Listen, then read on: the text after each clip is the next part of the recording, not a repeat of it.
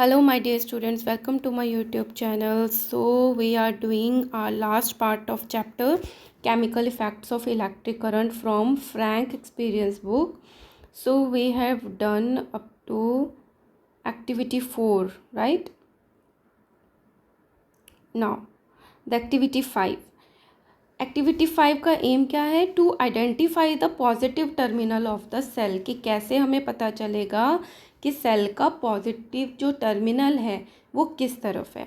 ठीक है, तो इससे रिलेटेड हम एक एक्टिविटी कर रहे हैं. तो मटेरियल रिक्वायर्ड अ पोटैटो कट इनटू हाफ. एक पोटैटो ले लिया, उसको बीच में से करके उसको हाफ कट कर दिया. 2 copper wires, a battery, a tester. तो ये चीज़ें ले ली. टेस्टर हमने एक्टिविटी में बनाया था मैच बॉक्स में कंपास लेकर. ठीक है, और उसके ऊपर हमने वायर को लपेट दिया. तो कॉपर वायर और उसी का ही एक एंड इसमें पोटैटो में हमने फिट कर दिया, उसका दूसरा एंड पोटैटो में फिट कर दिया. और एक वायर जो है वो कनेक्ट हुई है इस बैटरी के पॉजिटिव टर्मिनल से, और दूसरी वायर जो है वो कनेक्ट हुई है बैटरी के नेगेटिव टर्मिनल से. राइट. सो प्रोसीजर क्या है? Prepare a tester as discussed in activity 1. Cut the potato into 2 halves and insert a copper wire into 1 half. मतलब पोटैटो का जो 1 हाफ है उसमें हमने एक वायर को उसमें इंसर्ट कर दिया. ठीक है. Connect the other end of the wire to the positive terminal of the battery, और उसके दूसरे एंड को पॉजिटिव टर्मिनल से कनेक्ट कर दिया. Complete the circuit by inserting the second wire in the potato and connected its other end to the negative terminal of the battery. और दूसरी wire जो है, ये वाली वायर है, इसको हमने नेगेटिव टर्मिनल से कनेक्ट कर दिया. अब क्या है कि हमने यहाँ से कि कुछ भी कनेक्शन नहीं बिठाया. मतलब अभी हमने अपने आप से सर्किट पूरा नहीं करा है. हमने जो वायर्स की एंड्स हैं उसको हमने पोटैटो में डाल दिया. अब 30 मिनट्स के बाद उसको रहने दो. 30 मिनट्स के बाद आप क्या देखोगे कि एक वायर जो आपने डिप करी थी पोटैटो में, वो थोड़ी सी जगह पे ग्रीनिश ब्लू कलर की स्पॉट दिखेगा आपको. वो ग्रीनिश ब्लू हो जाता है. ठीक है. और वो कहाँ पे होता है? On the potato around the wire connected to the positive terminal of the battery. जहाँ से पॉजिटिव टर्मिनल से कनेक्टेड ग्रीनिश ब्लू कलर का हो जाता है. ठीक है. तो इसमें क्या लिखा है? कंक्लूजन क्या है? This activity can be use to identify the positive terminal of the battery. इससे हम ये पता कर सकते हैं कि पॉजिटिव टर्मिनल बैटरी का कौन सा है. And it can also be concluded that the current produces a chemical effect in the potato. कि जो ये सर्किट बन गया उससे क्या हुआ? केमिकल चेंजेस आए पोटैटो के अंदर, जिससे उसका कलर चेंज हो गया. The deflection in the compass needle. और ये जो कंपस नीडल है इसकी नीडल्स भी डिफ्लेक्शन शो करती है, मूवमेंट शो करती है. Indicates that the potato conducts electricity to some extent. कि पोटैटो के अंदर इलेक्ट्रिसिटी जो है वो कंडक्ट हो रही है, पास हो रही है, तभी सर्किट पूरा हो रहा है. ठीक है. Now applications of the chemical effects of the current. ये बहुत इंपॉर्टेंट पार्ट है इस चैप्टर का. कि अब हमने सीख लिया कि इलेक्ट्रिक करंट पास कराते हैं तो कुछ केमिकल इफेक्ट्स आते हैं. अब उसको हम अप्लाई कहाँ करेंगे, कहाँ पे हम उस चीज़ को यूज़ करेंगे. Let us learn about the most important applications of the chemical effects of electric current. तो नंबर 1 आता है इलेक्ट्रो रिफाइनिंग में. इलेक्ट्रिसिटी पास करवा के रिफाइन करना, किसी चीज़ को साफ करना, रिफाइन करना. The technique of electro refining is use to purify और refine metal such as the gold, silver, copper and tin. तो क्या मतलब है कि बहुत सारे ऐसे मेटल्स हैं जैसे गोल्ड, सिल्वर, कॉपर और टिन है, इसके ऊपर इम्प्योरिटीज़ लगी होती हैं जब हमें अर्थ में से मिलता है. तो जब हमें उसको रिफ़ाइन करना होता है तो हम इलेक्ट्रो रिफाइनिंग करते हैं, उसके थ्रू करंट पास करवाते हैं जिससे कि वो क्लीन हो जाता है. It is used in the extraction of aluminium and sodium from their ores. Ores आपने पढ़ा होगा. ओर्स क्या होते हैं कि अर्थ में जब हम माइनिंग करते हैं तो मेटल्स निकलते हैं. अब अगर मैं एल्यूमिनियम की बात करती हूँ तो एल्यूमिनियम ऐसा नहीं है कि आपको अर्थ के अंदर एल्यूमिनियम रखा रखा है एज इट इज़ मिल जाता है. नहीं, वो बहुत सारे कॉम्बिनेशंस में होता है. एल्यूमिनियम के साथ दूसरा मेटल भी मिक्स हुआ पॉसिबल हो सकता है कि दूसरे के साथ मिक्सड हो, तो उसको बोलते हैं ओर बोलते हैं, जिसमें 2-3 मेटल मिक्स होते हैं. लेकिन हमें उसमें क्या है, एल्यूमिनियम को अलग करना है क्योंकि हमें एल्यूमिनियम चाहिए. सिमिलरली सोडियम को अलग करना हो तो वो क्या होता है, extraction of aluminium and sodium from their ores. जब मेटल्स को हमें उनके ओर से अलग करना होता है तो भी इलेक्ट्रो रिफाइनिंग जो है वो यूज़ होती है, इलेक्ट्रिसिटी का यूज़ होता है. नाउ इलेक्ट्रोप्लेटिंग, इस पे क्वेश्चन मोस्टली बनता ही बनता है। व्हाट इज़ एन इलेक्ट्रोप्लेटिंग, पहले मैं आपको समझा देती हूँ। इलेक्ट्रोप्लेटिंग का क्या मतलब है, जैसे आयरन है आपके पास, आपने किचन में देखा हो गया, आपके पास लोहे की कढ़ाई होती है किचन में, है ना, तो उस पर क्या है, थोड़ी थोड़ी रस्टिंग हो जाती है। बट अगर हम उसके ऊपर ऐसी कोई लेयर चढ़ा दें कि जो रिएक्ट ना करे किसी से, तो क्या होगा, एक तो उसकी लाइफ भी बढ़ जाएगी और हमारा खाना भी ख़राब नहीं होगा और वो बर्तन भी ख़राब नहीं होगा। तो हमने इलेक्ट्रिसिटी को यूज़ करके प्लेटिंग कर दी उसके ऊपर। So this is a electroplating. Understood? The process of depositing a thin layer of a metal on any conducting substance by the process of electrolysis is known as electroplating. So electroplating क्या हुआ, एक किसी भी thin layer को deposit करना metal की, वो भी मेटल ही होता है, ऑन एनी कंडक्टिंग सब्सटेंस, जो जिसमें से इलेक्ट्रिसिटी का कंडक्शन हो सकता है, उसके ऊपर एक थिन लेयर मेटल की लगाना, किस प्रोसेस के through, by the electroplating process, जिसमें हम इलेक्ट्रोलाइसिस यूज़ करते हैं। The article to be electroplated is first washed. अब जिस आर्टिकल को हमने, माना कि एक लोहे की प्लेट है, उसको हमने इलेक्ट्रोप्लेटेड करना है, उसके ऊपर कोई लेयर चढ़ानी है, तो पहले उसको वॉश करते हैं, किससे, विद एन एल्कली सॉल्यूशन, मतलब बेसिक सॉल्यूशन से वॉश करते हैं, to remove any grease from its surface, ताकि उसके ऊपर कोई ग्रीस है, ऑयल है तो वो हट जाए। It is then washed with dilute acid solution, उसके बाद एसिड सॉल्यूशन से उसको वॉश करते हैं, to remove any oxide layer from its surface, क्योंकि जो सरफेस होती है, जो रिएक्टिव होती है, वो एयर में जो प्रेजेंट ऑक्सीजन होती है उसमें रिएक्ट करके अपने ऊपर एक ऑक्साइड की लेयर बना लेती है। तो जब हम उसको एसिड से वॉश करते हैं, डाइल्यूट होना चाहिए, तो ऑक्साइड की लेयर जो है वो ख़त्म हो जाती है।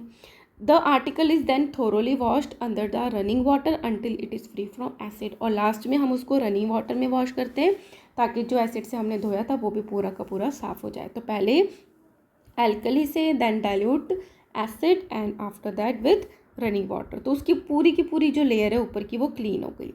The cleaned and the washed object is suspended in the salt solution of the metal to be deposited where it acts as a cathode. तो बहुत इंपॉर्टेंट बात समझने की, ग्रीनिश ब्लू कलर का हो जाता है, ठीक है। तो इसमें क्या लिखा है, कंक्लूजन क्या है, this activity can be use to identify the positive terminal of the battery. इससे हम ये पता कर सकते हैं कि पॉजिटिव टर्मिनल बैटरी का कौन सा है, and it can also be concluded that the current produces a chemical effect in the potato, कि जो ये सर्किट बन गया उससे क्या हुआ, केमिकल चेंजेस आए पोटैटो के अंदर, जिससे उसका कलर चेंज हो गया।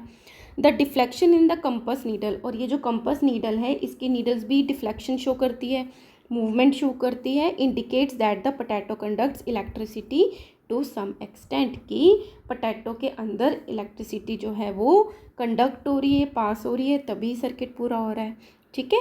Now applications of the chemical effects of the current, ये बहुत इंपॉर्टेंट पार्ट है इस चैप्टर का, कि अब हमने सीख लिया कि इलेक्ट्रिक करंट पास कराते हैं तो कुछ केमिकल इफेक्ट्स आते हैं। अब उसको हम अप्लाई कहाँ करेंगे, कहाँ पे हम उस चीज़ को यूज़ करेंगे। Let us learn about the most important applications of the chemical effects of electric current. तो नंबर 1 आता है इलेक्ट्रो रिफाइनिंग में, इलेक्ट्रिसिटी पास करवा के रिफाइन करना, किसी चीज़ को साफ़ करना, रिफाइन करना। The technique of electro refining is use to purify और refine metal such as the gold, silver, copper and tin. तो क्या मतलब है कि बहुत सारे ऐसे मेटल्स हैं जैसे गोल्ड, सिल्वर, कॉपर और टिन है, इसके ऊपर इम्प्योरिटीज़ लगी होती हैं जब हमें अर्थ में से मिलता है। तो जब हमें उसको रिफ़ाइन करना होता है तो हम इलेक्ट्रो रिफाइनिंग करते हैं, उसके थ्रू करंट पास करवाते हैं, जिससे कि वो क्लीन हो जाता है। It is used in the extraction of aluminium and sodium from their ores. Ores आपने पढ़ा होगा, ओर्स क्या होते हैं कि अर्थ में जब हम माइनिंग करते हैं तो मेटल्स निकलते हैं। अब अगर मैं एल्यूमिनियम की बात करती हूँ तो एल्यूमिनियम ऐसा नहीं है कि आपको अर्थ के अंदर एल्यूमिनियम रखा रखा एज इट इज़ मिल जाता है, नहीं, वो बहुत सारे कॉम्बिनेशंस में होता है। एल्यूमिनियम के साथ दूसरा मेटल भी मिक्स हुआ पॉसिबल हो सकता है कि दूसरे के साथ मिक्सड हो, तो उसको बोलते हैं ओर बोलते हैं, जिसमें 2-3 मेटल मिक्स होते हैं। लेकिन हमें उसमें क्या है, एल्यूमिनियम को अलग करना है क्योंकि हमें एल्यूमिनियम चाहिए।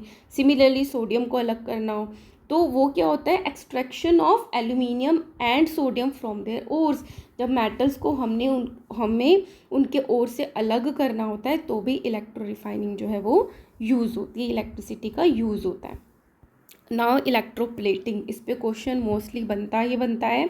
व्हाट इज़ एन इलेक्ट्रोप्लेटिंग, पहले मैं आपको समझा देती हूँ। इलेक्ट्रोप्लेटिंग का क्या मतलब है, जैसे आयरन है आपके पास, आपने किचन में देखा हो गया, आपके पास लोहे की कढ़ाई होती है किचन में, है ना, तो उस पर क्या है, थोड़ी थोड़ी रस्टिंग हो जाती है। बट अगर हम उसके ऊपर ऐसी कोई लेयर चढ़ा दें कि जो रिएक्ट ना करे किसी से, तो क्या होगा, एक तो उसकी लाइफ भी बढ़ जाएगी और हमारा खाना भी ख़राब नहीं होगा और वो बर्तन भी ख़राब नहीं होगा। तो हमने इलेक्ट्रिसिटी को यूज़ करके प्लेटिंग कर दी उसके ऊपर। So this is a electroplating. Understood? The process of depositing a thin layer of a metal on any conducting substance by the process of electrolysis is known as electroplating. So electroplating क्या हुआ, एक किसी भी thin layer को deposit करना metal की, वो भी मेटल ही होता है, ऑन एनी कंडक्टिंग सब्सटेंस, जिसमें से इलेक्ट्रिसिटी का कंडक्शन हो सकता है, उसके ऊपर एक थिन लेयर मेटल की लगाना, किस प्रोसेस के through, by the electroplating process, जिसमें हम इलेक्ट्रोलाइसिस यूज़ करते हैं। The article to be electroplated is first washed. अब जिस आर्टिकल को हमने, माना कि एक लोहे की प्लेट है, उसको हमने इलेक्ट्रोप्लेटेड करना है, उसके ऊपर कोई लेयर चढ़ानी है, तो पहले उसको वॉश करते हैं, किससे, विद एन एल्कली सॉल्यूशन, मतलब बेसिक सॉल्यूशन से वॉश करते हैं, to remove any grease from its surface, ताकि उसके ऊपर कोई ग्रीस है, ऑयल है तो वो हट जाए। It is then washed with dilute acid solution, उसके बाद एसिड सॉल्यूशन से उसको वॉश करते हैं, to remove any oxide layer from its surface, क्योंकि जो सरफेस होती है, जो रिएक्टिव होती है, वो एयर में जो प्रेजेंट ऑक्सीजन होती है उसमें रिएक्ट करके अपने ऊपर एक ऑक्साइड की लेयर बना लेती है। तो जब हम उसको एसिड से वॉश करते हैं, डाइल्यूट होना चाहिए, तो ऑक्साइड की लेयर जो है वो ख़त्म हो जाती है। The article is then thoroughly washed under the running water until it is free from acid, और लास्ट में हम उसको रनिंग वाटर में वॉश करते हैं ताकि जो एसिड से हमने धोया था वो भी पूरा का पूरा साफ़ हो जाए। तो पहले एल्कली से, then dilute acid, and after that with running water, तो उसकी पूरी की पूरी जो लेयर है ऊपर की वो क्लीन हो गई। The cleaned and the washed object is suspended in the salt solution of the metal to be. तो इसमें क्या होता है कि इसको हम कैथोड बना लेते हैं, जिसके ऊपर हमने कुछ ना कुछ डिपॉजिट करना होता है, और किस में से हम इलेक्ट्रिसिटी पास करवाते हैं, उस सॉल्यूशन में, उस सॉल्यूशन का हम सॉल्ट लेते हैं जिसमें से हमने कोई मेटल लेके इसके ऊपर डिपॉजिट कराना है। ठीक है, तो देखो अब वापस से रीड करती हूँ। The clean and the washed object is suspended in the salt solution of the metal to be deposited where it acts as a cathode. तो मैंने क्या किया, एक रॉड ले ली जिसके ऊपर मुझे डिपॉजिट करवाना है, तो उसको मैंने कैथोड मान लिया। कैथोड क्या होता है, जो नेगेटिव टर्मिनल से कनेक्टेड होता है। और क्या ले लिया, the anode is a thick rod of the same metal as used in the salt solution. माना मैंने इसमें लिया कॉपर सल्फेट सॉल्यूशन लिया। कॉपर सल्फेट क्यों लिया, क्योंकि मैंने इसके ऊपर कॉपर की लेयर चढ़ानी है, तो मैंने इसमें कॉपर सल्फेट सॉल्यूशन ले लिया। अब मैं ये एनोड लूँगी ना, ये भी कॉपर का लूँगी। क्यों लूँगी, क्योंकि जब इसमें से पूरे के पूरे में से इलेक्ट्रिसिटी पास करवाई जाएगी तो इस रोड के ऊपर तो कॉपर जो है वो डिपॉजिट होता चला जाएगा, तो और कॉपर आएगा कहाँ से, इसके थ्रू, ये सॉल्ट में मिक्स होता रहेगा सॉल्यूशन में, तो इसके ऊपर उसको सॉल्ट को मिलता रहेगा कॉपर, और इसके ऊपर जो है वो डिपॉजिट होता रहेगा। तो क्या लिया हमने, कैथोड तो वो लिया जिसके ऊपर डिपॉजिट कराना है, और एनोड वो लिया जिसकी लेयर कैथोड पे चढ़ानी है। ठीक है, so the circuit is completed using a battery, rheostat and अ की। तो हमने ऊपर एक सर्किट बना लिया जैसा हम हमेशा बनाते हैं। When electric circuit pass through the salt solution, the metal from the solution start depositing on the surface of the cathode. तो जब इस सॉल्यूशन के थ्रू हम इलेक्ट्रिसिटी को पास करवाते हैं, तो जो हमने कैथोड लिया था उसके ऊपर डिपॉजिट होने लग जाता है metal. At the same time an equal amount of metal at the anode start dissolving into the solution. जितना इस कैथोड पे डिपॉजिट होता रहता है, उतना ही इस एनोड से इस सॉल्यूशन में आता रहता है। This maintains the quantity of the metal in the solution, जिससे इस सॉल्यूशन जो हमने लिया है उसमें उसकी क्वांटिटी जो है वो सेम बनी रहती है, मेंटेन रहती है उसकी quantity. Thus electroplating takes place as a metal from one electrode get transfer to the other electrode. तो इलेक्ट्रोप्लेटिंग से एक इलेक्ट्रोड से मेटल लेके दूसरे इलेक्ट्रोड के ऊपर डिपॉजिट होता है। Let us perform activity 6 to show that the metal gets deposited on the electrode after the process of electrolysis. तो हम एक्टिविटी 6 में करते हैं कि एक इलेक्ट्रोड से दूसरे जो इलेक्ट्रोड हमने बनाया है उसके ऊपर डिपॉजिट हो रहा है। तो इसमें हमने क्या लिया है, इस फिगर से बताती हूँ मैं आपको। इसमें एक हमने मेटल स्पून ले लिया, इसके ऊपर डिपॉजिट कराना है तो इसको हमने नेगेटिव टर्मिनल से कनेक्ट कर लिया। और हमने क्या ले लिया सॉल्यूशन, कॉपर सल्फेट का। तो इससे क्या समझ में आ रहा है कि हमें कॉपर इसके ऊपर डिपॉजिट कराना है। अब कॉपर इसके ऊपर डिपॉजिट कराना है तो हम एनोड भी किसका लेंगे, कॉपर का। Okay, to demonstrate the deposition of the metal at the cathode by electrolysis, materials required copper sulfates, crystals, water। तो हमने सॉल्यूशन कैसे बनाया, वाटर में कॉपर सल्फेट के क्रिस्टल्स डाल दिए जिससे वो घुल गया। अब बीकर लिया, a metal spoon to acts as a cathode, spoon ले लिया मेटल का जो कैथोड का काम करेगा, और copper plate to acts as a anode, a battery connecting wire and a switch. तो procedure is take some water in the beaker and dissolve copper sulphate crystals into it to make a solution बना लिया। This is the electrolyte. तो ये electrolyte बन गया। अब आपको मैंने फ्रॉम द फर्स्ट लेक्चर बताया है what is an electrolyte, and आप कमेंट बॉक्स में बताना कि इलेक्ट्रोलाइट क्या होते हैं। Connect the metal spoon to the negative terminal of the battery. ये जो हमारा स्पून है इसको हमने नेगेटिव टर्मिनल से कनेक्ट कर लिया, ठीक है। And it negative terminal of the battery, it acts as a cathode. The copper plate is connected to the positive terminal of the battery and it is acts as the anode। तो आप क्या observe करोगे, on dissolving in water copper sulphate crystals break down into positively charged copper ions and the negatively charged sulphate ions. तो जब आप इस solution के through electricity pass करवाओगे तो इस सॉल्यूशन में क्या है, CuSO4 और पानी में जो घुला हुआ है। जब इलेक्ट्रिसिटी पास करवाते हो तो कॉपर के पॉजिटिव ये अलग हो जाते हैं और सल्फेट के अलग हो जाते हैं। तो कॉपर के तो पॉजिटिवली चार्ज्ड होते हैं और सल्फेट के नेगेटिवली चार्ज्ड होते हैं, ठीक है, सल्फेट आयंस। तो when the electric current is pass through the electrolyte the copper atoms eight the anode loses electrons. तो ये जो एनोड पे कॉपर है इसमें हमने करंट पास कराया तो जो एनोड के इलेक्ट्रॉन्स हैं कॉपर के वो लूज़ करता है, वो वाला कॉपर तो लूज़ करता है। तो वो क्या हो गया, and form the positively charge copper ion. जो देता है, जो लूज़ करता है वो पॉजिटिवली चार्ज हो गया। तो पॉजिटिवली चार्ज किस तरफ ट्रैवल करेगा, नेगेटिव की तरफ। इस कॉपर आयन ने क्या किया, अपने इलेक्ट्रॉन्स दे दिए तो ये कहाँ की तरफ जाएगा, नेगेटिव की तरफ चला जाएगा क्योंकि ये पॉजिटिव हो गया, ठीक है। So these ions dissolve in the electrolyte and move toward the negative electrode. पहले ये खुलेगा इस सॉल्यूशन में और फिर नेगेटिव कैथोड की तरफ चला जाएगा। At the cathode, the positively charged copper ions pick up the electrons। और यहाँ पे आते ही वो इलेक्ट्रॉन्स को पिकअप कर लेता है and get deposited as the copper ion on the metal spoon, और उसके ऊपर फिर वो डिपॉजिट हो जाता है। इलेक्ट्रॉन जितने दिए थे पॉजिटिव हो गया, नेगेटिव की तरफ चला गया और नेगेटिव पे इलेक्ट्रॉन लेके ये उसके ऊपर डिपॉजिट हो जाता है मेटल स्पून पे। सो कंक्लूजन क्या निकला, thus anode slowly dissolve and copper gets deposited on the metal spoon. जो एनोड में कॉपर था वो तो धीरे धीरे डिजॉल्व होता रहता है और मेटल स्पून के ऊपर डिपॉजिट हो जाता है। Now, gold, silver, chromium and nickel are deposited by the electrolysis on the articles of cheaper metal in order to improve their appearance, to increase their strength or to prevent the surface erosion। अब क्या है कि jeweller के shop पे बहुत सारी ऐसी चीज़ें हैं जिसके ऊपर गोल्ड, सिल्वर और क्रोमियम और निकल को चढ़ा दिया जाता है ताकि वो जो मेटल है एक तो वो स्ट्रॉन्ग हो जाए या उस पर गोल्ड की फिनिशिंग आ जाए या उसके सरफेस ख़राब ना हो, तो वो चढ़ा दिए जाते हैं। At an electroplating factory, the used electrolyte should be disposed of by following proper guidelines to protect the environment from harmful pollutants। अब क्या है, जहाँ पे इलेक्ट्रोप्लेटिंग होती है उस फैक्ट्री में जो हम इलेक्ट्रोलाइट यूज़ करते हैं उसको प्रॉपरली डिस्पोज ऑफ करना है। क्यों, क्योंकि वो बहुत ज़्यादा हार्मफुल होते हैं इन्वायरमेंट के लिए और ह्यूमंस के लिए। So uses of electroplating, some common uses of the electroplating are discuss below. तो क्या का यूज़ आता है, डेकोरेटिंग आर्टिकल्स में, सब metal give a better look and finish to a product, कि जब हम उसके ऊपर प्लेटिंग कर देते हैं तो उस प्रोडक्ट की फिनिशिंग अच्छी हो जाती है, लुक अच्छी हो जाती है.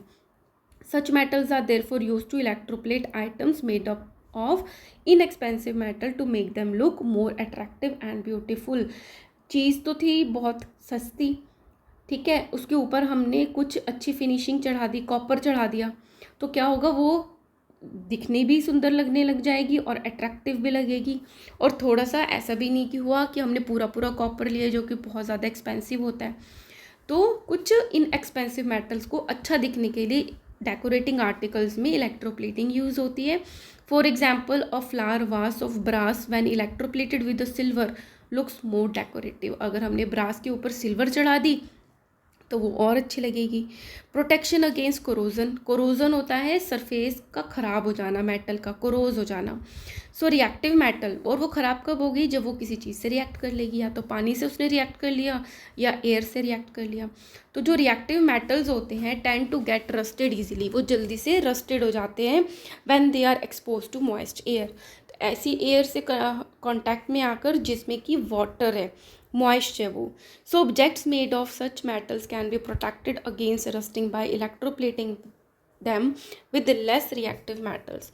तो उनको हम कैसे प्रोटेक्ट कर सकते हैं कि उसके ऊपर हमने लेस रिएक्टिव मेटल की हमने लेयर जो है वो चढ़ा दी. For example electroplating iron with nickel and zinc prevents rusting. अगर जो हमें पता है कि आयरन जो है वो पानी से रिएक्ट कर लेता है, उसके ऊपर जंग लग जाती है, रस्टिंग हो जाती है, तो हम उसके ऊपर क्या चढ़ा देते हैं, उसके ऊपर वो चढ़ा देते हैं, निकल एंड जिंक चढ़ा देते हैं, जिससे कि रस्टिंग प्रिवेंट हो जाती है.